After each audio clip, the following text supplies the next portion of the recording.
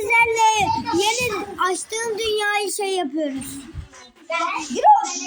Orman yapacağız. Sen neredesin be? Tuşlar basmıyor. Bekle. Basmıyor. Bana çakma da. Çakma kal. Benim tuşlar basmıyor benim. Gel al. Dur öyle yapmayacaksın. Gel buraya. Şunları al. Ben alırım oradan. Ben alırım oradan. Alırım oradan. Sen ağaçları yak ağaçları. Ağaçları yak. Geri yapma. Geri yapma. Neden?